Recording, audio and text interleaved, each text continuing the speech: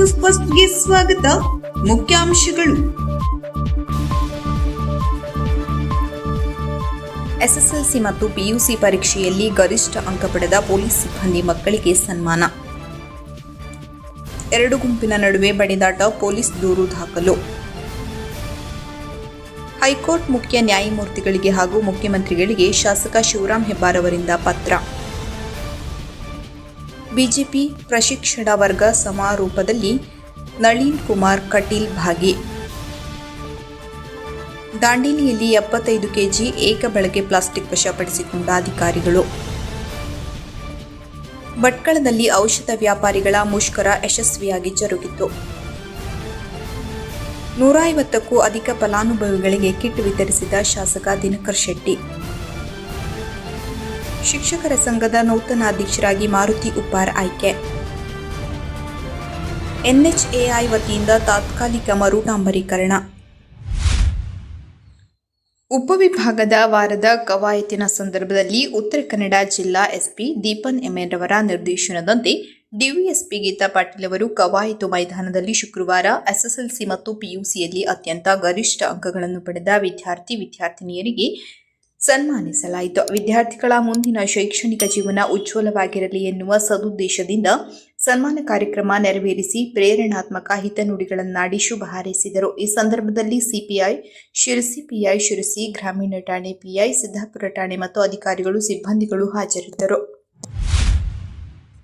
ದಿನಾಂಕ ಮೇ 21, 2026ರಂದು ರಾತ್ರಿ 9 ಗಂಟೆ ಸುಮಾರಿಗೆ ಶಿರಸಿ ನಗರದ ಸಿಂಪಿಗಲ್ಲಿ ಹತ್ತಿರ 2 ಗುಂಪಿನ ನಡುವೆ ಯಾವುದೋ ವಿಷಯಕ್ಕೆ ಪರಸ್ಪರ ಮನಸ್ತಾಪ ಮಾಡಿಕೊಂಡು ಸಾರ್ವಜನಿಕ ಸ್ಥಳದಲ್ಲಿ ಹೊಡೆದಾಟ ಮಾಡಿಕೊಂಡು ಸಾರ್ವಜನಿಕ ಶಾಂತತೆಗೆ ಭಂಗಪಡಿಸಿದ ಬಗ್ಗೆ ಮಾಹಿತಿ ಅನ್ವಯ ಸದರಿ ಘಟನೆಯ ಮೇಲೆ ಈಗಾಗಲೇ ಶಿರಸಿ ನಗರ ಪೊಲೀಸ್ ಠಾಣೆಯಲ್ಲಿ ಗುನ್ನಾ ನಂಬರ್ 55/2026 ಕಲಂ 194 ಕಾಲಂ 2 ಬಿಎನ್ಎಸ್ 2023ರಂತೆ ಪ್ರಕರಣ ದಾಖಲಾಗಿ ತನಿಖೆಯಲ್ಲಿರುತ್ತದೆ ಎಂದು ತಿಳಿಸಲಾಗಿದೆ. ನಗರ ಠಾಣೆ ಪಿಎಸ್ಐ ನರಸಿಂಹಲು ಈ ವಿಷಯ ತಿಳಿಸಿದ್ದು ಕೂಡಲೇ ಕ್ರಮ ಕೈಗೊಳ್ಳುವುದಾಗಿ ಹೇಳಿದ್ದಾರೆ.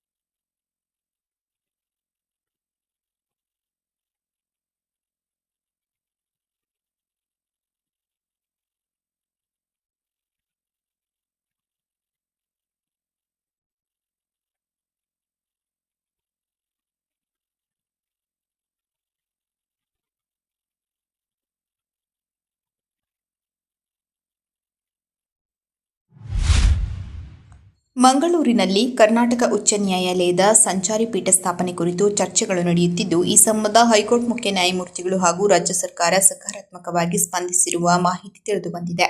ಈ ಹಿನ್ನೆಲೆಯಲ್ಲಿ ಉತ್ತರ ಕನ್ನಡ ಜಿಲ್ಲೆಯ ಮೇಲ್ಪಟ್ಟ ಭಾಗದ ತಾಲೂಕುಗಳನ್ನು ಮಂಗಳೂರು ಪೀಠಕ್ಕೆ ಸೇರ್ಪಡಿಸುವುದರಿಂದ ಉಂಟಾಗಬಹುದಾದ ತೊಂದರೆಗಳ ಬಗ್ಗೆ ಹೈಕೋರ್ಟ್ ಮುಖ್ಯ ನ್ಯಾಯಮೂರ್ತಿಗಳು ಮುಖ್ಯಮಂತ್ರಿ ಶ್ರೀ ಸಿದ್ದರಾಮಯ್ಯ ಅವರಿಗೆ, ಉಪಮುಖ್ಯಮಂತ್ರಿಗಳಾದ ಶ್ರೀ ಡಿಕೆ ಶಿವಕುಮಾರ್ ಅವರಿಗೆ, ಶಾಸಕರು, ಹಿರಿಯ ನಾಯಕ ಶ್ರೀ ಆರ್.ವಿ. ದೇಶಪಾಂಡೆ ಹಾಗೂ ಕಾನೂನು ಸಚಿವ ಎಚ್.ಕೆ. ಪಾಟೀಲ್ ಅವರಿಗೆ ಪತ್ರ ಬರೆಯಲಾಗಿದೆ. ಉತ್ತರ ಕನ್ನಡ ಜಿಲ್ಲೆಯ ಘಟ್ಟದ ಮೇಲಿನ ತಾಲೂಕುಗಳಾದ ಜೊಯ್ಡಾ, ದಾಂಡೇಲಿ, ಹಳಿಯಾಳ, ಯಲ್ಲಾಪುರ, ಮುಂಡಗೋಡ, ಶಿರಸಿ ಹಾಗೂ ಸಿದ್ದಾಪುರ ಸೇರಿವೆ. ಈ ಪ್ರದೇಶಗಳು ಮಂಗಳೂರಿನಿಂದ ಹೊರಬಿದ್ದು ಆಡಳಿತಾತ್ಮಕ, ಆರ್ಥಿಕ ಹಾಗೂ ಐತಿಹಾಸಿಕವಾಗಿ ಧಾರವಾಡದೊಂದಿಗೆ ಹೆಚ್ಚಿನ ಸಂಪರ್ಕ ಹೊಂದಿದೆ. ಅಲ್ಲದೆ ಈ ಭಾಗದ ಜನರು ಹಲವು ವರ್ಷಗಳಿಂದ ನ್ಯಾಯಾಂಗ ಸಂಬಂಧಿತ ವಿಚಾರಗಳಿಗೆ ಧಾರವಾಡ ಪೀಠಕ್ಕೆ ಅವಲಂಬಿಸಿಕೊಂಡಿದ್ದಾರೆ. ಆದ್ದರಿಂದ ಸಾರ್ವಜನಿಕರ ಅನುಕೂಲಕ್ಕೆ, ನ್ಯಾಯಕ್ಕೆ ಸುಲಭ ಪ್ರವೇಶ ಹಾಗೂ ಪರಿಣಾಮಕಾರಿ ನ್ಯಾಯಾಂಗ ವ್ಯವಸ್ಥೆಯ ಹಿತದೃಷ್ಟಿಯಿಂದ ಮೇಲ್ಪಟ್ಟ ಭಾಗದ ತಾಲೂಕುಗಳನ್ನು ಧಾರವಾಡ ಪೀಠದ ವ್ಯಾಪ್ತಿಯಲ್ಲೇ ಮುಂದುವರಿಸುವುದು ಸೂಕ್ತವಾಗಿದೆ. ಹೀಗಾಗಿ ಜೊಯ್ಡಾ, ಹಳಿಯಾಳ, ಯಲ್ಲಾಪುರ, ಮುಂಡಗೋಡ, ಶಿರಸಿ ಹಾಗೂ ಸಿದ್ದಾಪುರ ತಾಲೂಕುಗಳನ್ನು ಕರ್ನಾಟಕ ಉಚ್ಚ ನ್ಯಾಯಾಲಯದ ಧಾರವಾಡ ಪೀಠದ ಅಧೀನದಲ್ಲೇ ಮುಂದುವರಿಸಲು ಸರ್ಕಾರ ಮತ್ತು ಹೈಕೋರ್ಟ್ ಸೂಕ್ತ ತೀರ್ಮಾನ ಕೈಗೊಳ್ಳಬೇಕೆಂದು ವಿನಂತಿಸಲಾಗಿದೆ. ಕರ್ನಾಟಕದಲ್ಲಿ ಮಂಗಳೂರಿಗೆ ಸಂಚಾರಿ ಪೀಠ ಆಗಬೇಕು ಎನ್ನುವ ಒತ್ತಡ ಹಾಗೂ ಹೈಕೋರ್ಟ್ ಮುಖ್ಯ ನ್ಯಾಯಾಧೀಶರು ಕೂಡ ಸಕಾರಾತ್ಮಕವಾಗಿ ಸ್ಪಂದಿಸಿದ್ದಾರೆ ಎನ್ನುವ ವರದಿ. ಸನ್ಮಾನ್ಯ ಮುಖ್ಯಮಂತ್ರಿಗಳು ಈ ಕುರಿತು ಪತ್ರವನ್ನು ಮುಖ್ಯ ನ್ಯಾಯಮೂರ್ತಿಗಳು ಬರೆದಂಥ ಸಂಗತಿ ಇವೆಲ್ಲವನ್ನೂ ಗಮನಿಸಿ ನಾನು ಈಗಾಗಲೇ ಒಂದು ಪತ್ರವನ್ನು ರಾಜ್ಯದ ಮುಖ್ಯಮಂತ್ರಿಗಳಿಗೆ, ಉಪಮುಖ್ಯಮಂತ್ರಿಗಳಿಗೆ, ಕರ್ನಾಟಕದ ಹೈಕೋರ್ಟ್ನ ಮುಖ್ಯ ನ್ಯಾಯಮೂರ್ತಿಗಳಿಗೆ, ಹಿರಿಯ ನಾಯಕರಂಥ ಅವಿ ದೇಶಪಾಂಡೆ ಅವರಿಗೆ, ಲಾ ಮಿನಿಸ್ಟರ್ ಆದಂಥ H.K. ಪಾಟೀಲ್ ಅವರಿಗೆ ಮನವಿಯನ್ನು ಕೊಟ್ಟು ಘಟ್ಟದ ಮೇಲಿನ ಪ್ರದೇಶವು ಧಾರವಾಡ ಹೈಕೋರ್ಟ್ಗೆ ತೀರಾ ಸಮೀಪದಲ್ಲಿ ಇದ್ದು 60-70 ಕಿಲೋಮೀಟರ್ ಸಮೀಪದಲ್ಲೇ ಇರೋದರಿಂದ ನಮಗೆ ಮಂಗಳೂರು ನ್ಯಾಯಪೀಠಕ್ಕೆ ನಮ್ಮ ಜಿಲ್ಲೆಯನ್ನು ಸೇರಿಸಿದರೆ ಭಾಳ ದೊಡ್ಡ ಅನ್ಯಾಯ ಆಗುವ ಹಿನ್ನೆಲೆಯಲ್ಲಿ ಘಟ್ಟದ ಮೇಲಿನ ತಾಲೂಕುಗಳನ್ನು ಧಾರವಾಡದಲ್ಲೇ ಮೊದಲಿನಂತೆ ಇರಿಸಿ ಘಟ್ಟದ ಕೆಳಗಿನ ಪ್ರದೇಶವನ್ನು ಮಂಗಳೂರಿಗೆ ಸೇರಿಸೋದಕ್ಕೆ ನಮಗೆ ಯಾವುದೇ ಅಭ್ಯಂತರವಿಲ್ಲ. ಆ ಕಾರಣಕ್ಕಾಗಿ ನಾವು ಈ ಕುರಿತಾದ ಒತ್ತಡವನ್ನು ಮಾಡಿದ್ದೇವೆ. ಅಷ್ಟೇ ಅಲ್ಲ, ನಾನು ಘಟ್ಟದ ಮೇಲೆ ಎಲ್ಲ ಬಾರ್ ಕೌನ್ಸಿಲ್ಗೂ ಕೂಡ ವಿನಂತಿ ಮಾಡ್ತೇನೆ, ತಾವೆಲ್ಲರೂ ಈ ಕುರಿತು ಮುಖ್ಯ ನ್ಯಾಯಮೂರ್ತಿಗಳ ಗಮನವನ್ನು ಸೆಳೆದು ನಮಗಾಗತಕ್ಕಂಥ ತೊಂದರೆಯ ಬಗ್ಗೆ ವಿಶೇಷ ಮುತುವರ್ಜಿಯನ್ನು ವಹಿಸಿ ಘಟ್ಟದ ಮೇಲಿನ ತಾಲೂಕುಗಳು ಧಾರವಾಡ ಪೀಠದಲ್ಲಿ ಉಳಿಯುವಂತೆ ಒತ್ತಾಯಿಸಬೇಕು ಎಂದು ಈ ಮೂಲಕ ವಿನಂತಿ ಮಾಡ್ತೇನೆ. ನಮಸ್ಕಾರ. ದೀನದಯಾಳ್ ಉಪಾಧ್ಯಾಯ ಪ್ರಶಿಕ್ಷಣ ಅಭಿಯಾನ 2026 ಪ್ರಯುಕ್ತ ಉತ್ತರ ಕನ್ನಡ ಜಿಲ್ಲಾ ಮಟ್ಟದ ಪ್ರಶಿಕ್ಷಣ ವರ್ಗದ ಸಮಾರೋಪ ಸಮಾರಂಭ ಆವರ್ಸಾದ ಕಾತ್ಯಾಯಿನಿ ಸಭಾಭವನದಲ್ಲಿ ಯಶಸ್ವಿಯಾಗಿ ಜರುಗಿತು. ಈ ಸಂದರ್ಭದಲ್ಲಿ ಮಾತನಾಡಿದ ಬಿಜೆಪಿ ಮಾಜಿ ರಾಜ್ಯಾಧ್ಯಕ್ಷ ಹಾಗೂ ಮಾಜಿ ಸಂಸದ ನಳಿನ್ ಕುಮಾರ್ ಕಟೀಲ್ ಅವರು, ಆಡಳಿತ ವೈಫಲ್ಯವೇ ಕಾಂಗ್ರೆಸ್ ಸರ್ಕಾರದ 3 ವರ್ಷದ ಸಾಧನೆ. ಮುಖ್ಯವಾಗಿ ಕಾಂಗ್ರೆಸ್ ಸರ್ಕಾರದ ದೊಡ್ಡ ಸಾಧನೆ ಎಂದರೆ ಸಂಗೀತ ಕುರ್ಚಿಯ ಸಾಧನೆ ಎಂದು ವ್ಯಂಗ್ಯ ಮಾಡಿದರು. ಅಲ್ಲದೆ ಸಿಎಂ ಕುರ್ಚಿ ಬದಲಾವಣೆಯ ಚರ್ಚೆಯಲ್ಲಿ ಸರ್ಕಾರದ ಆಡಳಿತ ಯಂತ್ರದ ಕಾಲಹರಣ ಮಾಡಿದ್ದಾರೆ. 3 ವರ್ಷದಲ್ಲಿ ರಾಜ್ಯ ಶೂನ್ಯ ಅಭಿವೃದ್ಧಿ ಕಂಡಿದೆ. ಗ್ಯಾರಂಟಿಗಳನ್ನು ಸಮಗ್ರವಾಗಿ ಅನುಷ್ಠಾನಗೊಳಿಸಲು ವಿಫಲವಾಗಿದ್ದರೆ ಕಾನೂನು ಸುವ್ಯವಸ್ಥೆ ಹದಗೆಟ್ಟಿರುವುದೇ ಇದರ ಸಾಧನೆಯಾಗಿದೆ ಎಂದು ಕಾಂಗ್ರೆಸ್ ಸರ್ಕಾರ ವಿರುದ್ಧ ಹರಿಹಾಯ್ದರು. ಈ ಸಂದರ್ಭದಲ್ಲಿ ಬಿಜೆಪಿ ರಾಜ್ಯ ಉಪಾಧ್ಯಕ್ಷ ಹಾಗೂ ಕಾರವಾರ ಕೋಲಾರ ಮಾಜಿ ಶಾಸಕಿ ರೂಪಾಲಿ ನಾಯ್ಕ್ ಹಾಗೂ ಬಿಜೆಪಿ ಮುಖಂಡರು ಮತ್ತು ಬಿಜೆಪಿ ಕಾರ್ಯಕರ್ತರು ಉಪಸ್ಥಿತರಿದ್ದರು. ನಗರದ ಅನೇಕ ಕಡೆ ಏಕಬಳಕೆ ಪ್ಲಾಸ್ಟಿಕ್ ಸಂಗ್ರಹಿಸಿ ಮಾರಾಟ ಮಾಡುತ್ತಿರುವುದು ಕಂಡುಬಂದ ಹಿನ್ನೆಲೆಯಲ್ಲಿ ಅಂಗಡಿಗಳ ಮೇಲೆ ಸರ್ಕಾರ ಆದೇಶದಂತೆ ನಗರಸಭೆ ಅಧಿಕಾರಿಗಳು ಮತ್ತು ಸಿಬ್ಬಂದಿ ದಾಳಿ ನಡೆಸಿ 75 ಕೆಜಿ ಪ್ಲಾಸ್ಟಿಕ್ ವಶಪಡಿಸಿಕೊಂಡು 3,000 ರೂಪಾಯಿ ದಂಡ ಸಂಗ್ರಹಿಸಲಾಗಿದೆ ಎಂದು ಪೌರಾಯುಕ್ತ ವಿವೇಕ್ ಬನ್ನೆ ತಿಳಿಸಿದ್ದಾರೆ. ಈ ಸಂದರ್ಭದಲ್ಲಿ ಮಾತನಾಡಿದ ಅವರು, ನಗರದಲ್ಲಿ ಏಕಬಳಕೆಯ ಪ್ಲಾಸ್ಟಿಕ್ ಸಂಪೂರ್ಣವಾಗಿ ನಿಲ್ಲಿಸಬೇಕು, ಇದಕ್ಕೆ ಸಹಕರಿಸಬೇಕು ಸಾರ್ವಜನಿಕರು ಎಂದರು. ಕಳೆದ 2-3 ತಿಂಗಳಿನಿಂದ ಏಕಬಳಕೆಯ ಪ್ಲಾಸ್ಟಿಕ್ ಕುರಿತು ಜಾಗೃತಿ ಹಾಗೂ ದಾಳಿಗಳನ್ನು ನಡೆಸಲಾಗಿದ್ದು, ಸ್ವಚ್ಛ ನಗರ ಪ್ಲಾಸ್ಟಿಕ್ ಮುಕ್ತ ನಗರವನ್ನಾಗಿ ಮಾಡುವ ಉದ್ದೇಶದಿಂದ ಈ ಕಾರ್ಯಾಚರಣೆ ಮಾಡಲಾಗಿದೆ ಎಂದು ತಿಳಿಸಿದರು. Sunday market, link road, JN road ಸೇರಿದಂತೆ ಅನೇಕ ಕಡೆ ನಗರಸಭೆ ಸಿಬ್ಬಂದಿ ದಾಳಿ ಮಾಡಿ ಏಕಬಳಕೆ ಪ್ಲಾಸ್ಟಿಕ್ ವಶಪಡಿಸಿಕೊಳ್ಳಲಾಗಿದೆ. ಈ ಸಂದರ್ಭದಲ್ಲಿ ನಗರಸಭೆ ಆರೋಗ್ಯ ವಿಭಾಗದ ಅಧಿಕಾರಿ ವಿಲಾಸ್ ದೇವ್ಕರ್ ಹಾಗೂ ಶುಭಂ ರಾಯ್ಕರ್ ಹಾಗೂ ಇನ್ನಿತರ ಸಿಬ್ಬಂದಿಗಳು ಹಾಜರಿದ್ದರು. ಆನ್ಲೈನ್ ಮೂಲಕ ಔಷಧ ಮಾರಾಟ ನಿಷೇಧ ಸೇರಿದಂತೆ ವಿವಿಧ ಬೇಡಿಕೆಗಳನ್ನು ಈಡೇರಿಸುವಂತೆ ಆಗ್ರಹಿಸಿ ರಾಷ್ಟ್ರೀಯ ಕರೆಯ ಮೇರೆಗೆ north Canara chemist and druggist association Bhatkal taluk ಘಟಕದಿಂದ ಬುಧವಾರ ಮುಷ್ಕರ ನಡೆಸಲಾಯಿತು. ಭಟ್ಕಳ ನಗರ, ಗ್ರಾಮೀಣ ಹಾಗೂ ಮುರುಡೇಶ್ವರ ಪೊಲೀಸ್ ಠಾಣಾ ವ್ಯಾಪ್ತಿಯ ಸುಮಾರು 36 ಔಷಧ ಅಂಗಡಿಗಳು ಬಂದ್ ಮಾಡಿ ಪ್ರತಿಭಟನೆಗೆ ಬೆಂಬಲ ಸೂಚಿಸಿದವು. ಆನ್ಲೈನ್ ಔಷಧ ಮಾರಾಟಕ್ಕೆ ಅವಕಾಶ ನೀಡಿರುವುದರಿಂದ ಔಷಧ ವ್ಯಾಪಾರಿಗಳು, ವಿತರಕರು ಹಾಗೂ ಅವರ ಕುಟುಂಬಗಳು ಸಂಕಷ್ಟಕ್ಕೆ ಸಿಲುಕಲಿವೆ ಎಂದು ಸಂಘಟಕರು ಆತಂಕ ವ್ಯಕ್ತಪಡಿಸಿದರು. ಗುಣಮಟ್ಟವಿಲ್ಲದ ಔಷಧಗಳ ಮಾರಾಟ ಹಾಗೂ ದರ ಪೈಪೋಟಿಯಿಂದ ಸಣ್ಣ ವ್ಯಾಪಾರಿಗಳಿಗೆ ತೀವ್ರ ಹೊಡೆತ ಬೀಳುತ್ತಿದೆ ಎಂದು ದೂರಿದರು. 2020ರ ಮಾರ್ಚ್ 26 ಹಾಗೂ 2018ರ ಆಗಸ್ಟ್ 28ರಂದು ಹೊರಡಿಸಿದ ಆನ್ಲೈನ್ ಔಷಧ ಮಾರಾಟ ಸಂಬಂಧಿತ ಅಧಿಸೂಚನೆಗಳನ್ನು ರದ್ದುಗೊಳಿಸಬೇಕು.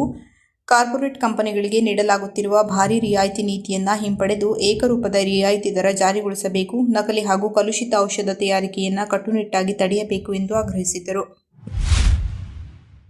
ಕಾರ್ಮಿಕ ಇಲಾಖೆ, ಕರ್ನಾಟಕ ಕಟ್ಟಡ ಮತ್ತು ಇತರೆ ನಿರ್ಮಾಣ ಕಾರ್ಮಿಕರ ಕಲ್ಯಾಣ ಮಂಡಳಿ ಹಾಗೂ ಕಾರ್ಮಿಕ ಇಲಾಖೆ ಕುಮಟಾ ಇವರ ಆಶ್ರಯದಲ್ಲಿ ಮೇ 22ರಂದು ಶುಕ್ರವಾರ ಪುರಭವನದಲ್ಲಿ 150ಕ್ಕೂ ಅಧಿಕ ಫಲಾನುಭವಿಗಳಿಗೆ ಕಿಟ್ ವಿತರಿಸಿ ಶಾಸಕ ದಿನಕರ್ ಶೆಟ್ಟಿಯವರು ಮಾತನಾಡಿದರು. ಈ ಸಂದರ್ಭದಲ್ಲಿ ಪುರಸಭೆ ಅಧಿಕಾರಿಗಳು, ಫಲಾನುಭವಿಗಳು, ಬಿಜೆಪಿ ಮುಖಂಡರು ಮತ್ತು ಕಾರ್ಯಕರ್ತರು ಉಪಸ್ಥಿತರಿದ್ದರು. ಕಾರ್ಯಕ್ರಮಕ್ಕೆ ಬಂದಿಲ್ಲ ಅನ್ನೋದನ್ನ ನೀವು ಬೇಜಾರು ಮಾಡ್ಕೊಳ್ಬೇಕು. ನನಗೆ ಅದು ಮುಖ್ಯ. ಅದಕ್ಕಿಂತ ಹೆಚ್ಚು ರಸ್ತೆ, ಕುಡಿಯುವ ನೀರು, ಶಾಲೆ ಇದು ಬಹಳ ಮುಖ್ಯವಾದಂಥದ್ದಿದೆ. ಅದರ ಜೊತೆ ಕಾರ್ಮಿಕರಿಗೆ ಸಿಗಬೇಕಾದಂಥ ಕೊಡಬೇಕಾದಂಥ ಸೌಲಭ್ಯವನ್ನು ಕೊಡಿಸೋದ್ರ ಬಗ್ಗೆ ನೇರವಾಗಿ ನಾನು ಮಂತ್ರಿಗಳ ಜೊತೆ ಚರ್ಚೆ ಮಾಡಿ ಬೆಂಗಳೂರಲ್ಲಿ ಕೂತ್ಕೊಂಡು ಅದನ್ನ ಕೊಡಿಸುವಂಥ ಕೆಲಸ ಇಲ್ಲಿ ತನಕ ನಾನು ಮಾಡ್ತಾನೆ ಬಂದಿದ್ದೇನೆ.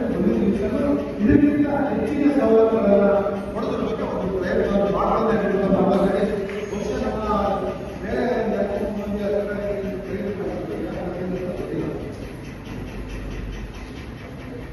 ಮತ್ತೆ ಬೇರೆ ಏನಾದರೂ ಸಮಸ್ಯೆಗಳಿದ್ರೆ ಸಂಕ್ಷಿಪ್ತವಾಗಿ ಬೇರೆ ನಾನು ಬರ್ಕೊಂಡು ಮುಂದಿನ ದಿವಸದಲ್ಲಿ ಅದರ ಪ್ರಯೋಜನವನ್ನು ನಿಮಗೆ ಕೊಡಿಸುವುದಕ್ಕೆ ಒಂದು ಪ್ರಯತ್ನ ಮಾಡ್ತಾರೆ ಅಂತ ಮಾತಾಡಿ ಎಲ್ಲರಿಗೂ ಕರ್ನಾಟಕ ರಾಜ್ಯ ಪ್ರಾಥಮಿಕ ಶಾಲಾ ಶಿಕ್ಷಕರ ಸಂಘದ ಶಿರಸಿ ತಾಲೂಕಿನ ನೂತನ ಅಧ್ಯಕ್ಷರಾಗಿ ಮಾರುತಿ ಉಪ್ಪಾರ್ ಆಯ್ಕೆಯಾಗಿದ್ದಾರೆ. ಶನಿವಾರ ಅಧ್ಯಕ್ಷ ಸ್ಥಾನಕ್ಕೆ ಚುನಾವಣೆ ನಡೆದಿದ್ದು 9-5 ಮತಗಳ ಅಂತರದಿಂದ 2026-31 ಅವಧಿಗೆ ಅಧ್ಯಕ್ಷರಾಗಿ ಆಯ್ಕೆಯಾಗಿರುತ್ತಾರೆ. ಇವರ ಜೊತೆಯಲ್ಲಿ ನಿಸಾರ್ ಬೇಗ್ ಉಪಾಧ್ಯಕ್ಷರು, ಶೀಲಾ ಮೊಗೇರ್ ಮಹಿಳಾ ಉಪಾಧ್ಯಕ್ಷರು, ಚಂದ್ರಕಾಂತ್ ಹೆಗಡೆ ಪ್ರಧಾನ ಕಾರ್ಯದರ್ಶಿಗಳು, ನಾಗರಾಜ್ ಹರಿಕಂತ್ರ ಖಜಾಂಚಿ, ಶಶಿಕಲಾ ಎಸ್ಎಸ್ ಸಂಘಟನಾ ಕಾರ್ಯದರ್ಶಿಯಾಗಿ ಅವಿರೋಧವಾಗಿ ಆಯ್ಕೆಯಾಗಿರುತ್ತಾರೆ. ಶಿರಸಿ ತಾಲೂಕಾ ಶಿಕ್ಷಕರ ಸಂಘ ಈ ಮೂಲಕ ತಿಳಿಸಿದೆ. ಶಿರಸಿ ಹಾವೇರಿ ರಾಷ್ಟ್ರೀಯ ಹೆದ್ದಾರಿ ವಿಸ್ತರಣೆ ಸಂಬಂಧ ಗುತ್ತಿಗೆ ಪಡೆದ ಗುತ್ತಿಗೆದಾರರು ಕಾಮಗಾರಿ ನಡೆಸಲು ಮೀನಾಮೇಷ ಎಣಿಸುತ್ತಿರುವ ಹಿನ್ನೆಲೆಯಲ್ಲಿ ರಾಷ್ಟ್ರೀಯ ಹೆದ್ದಾರಿ ಅಭಿವೃದ್ಧಿ ಪ್ರಾಧಿಕಾರ ವತಿಯಿಂದಲೇ ಮಳೆಗಾಲ ಪೂರ್ವ ಮರು ಡಾಂಬರೀಕರಣ ಕಾರ್ಯ ನಡೆದಿದೆ. ಈಗಾಗಲೇ ಗೌಡಳ್ಳಿಯಿಂದ ಫಾರೆಸ್ಟ್ ನಾಕಾ ಹೊರಗೆ ಒಂದು ಬದಿಯ ರಸ್ತೆಯಾಗಿದ್ದು ಅದಕ್ಕೆ ಡಾಂಬರೀಕರಣ ಮಾಡಲಾಗಿದೆ. ಆದರೆ ಸಾರ್ವಜನಿಕರ ಹಿತದೃಷ್ಟಿಯಿಂದ ಮಳೆಗಾಲ ಸಮೀಪಿಸಿದ ಪರಿಣಾಮ ಈ ತಾತ್ಕಾಲಿಕ ರಸ್ತೆಯನ್ನು ಫಾರೆಸ್ಟ್ ನಾಕಾದಿಂದ ಶಿರಸಿಯ ಚಿಪ್ಪಗಿ ಸರ್ಕಲ್ವರೆಗೆ ಡಾಂಬರೀಕರಣ ಮಾಡಲಾಗುತ್ತಿದೆ. ಇದರಿಂದ ಚಿಪ್ಪಗಿ ಜನತೆ ಸಂಸದ ವಿಶ್ವೇಶ್ವರ ಹೆಗಡೆ ಕಾಗೇರಿ ಅವರಿಗೆ ಮತ್ತು NHAI ಅಧಿಕಾರಿಗಳಿಗೆ ಅಭಿನಂದನೆ ಸಲ್ಲಿಸಿದ್ದಾರೆ.